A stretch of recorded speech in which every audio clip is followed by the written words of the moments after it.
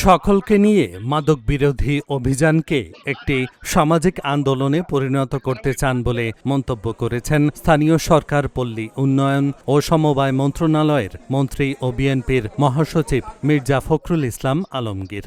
মঙ্গলবার দুপুরে ঠাকুরগাঁও জেলা প্রশাসক কার্যালয়ের হল রুমে মাদক বিরোধী সভা শেষে সাংবাদিকদের প্রশ্নের জবাবে তিনি এসব কথা বলেন। তিনি বলেন, শুধুমাত্র আইন ও শাস্তি দিয়ে মাদক নির্মূল করা সম্ভব না।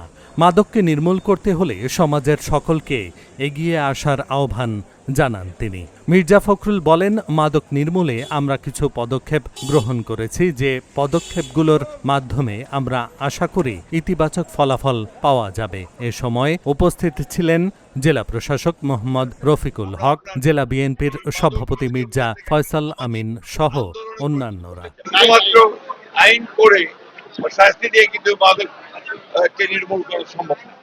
আমি বিশেষ করে আমরা ঠাকুরগাঁতে যে পদক্ষেপ নিতে যাচ্ছি, সেই পদক্ষেপগুলোর ফলে আমরা কিছুটা ইতিবাচক ফল লাভ করবো। অবশ্যই আমরা চাই যে আপনার ব্যাপারে একটা ইতিবাচক ভূমিকা পালন করবেন এবং এর প্রচারটা করবেন। এর মূল কাজটা হচ্ছে প্রচার করা যে মাদক খারাপ জিনিস, মাদক ব্যবহার করা উচিত না।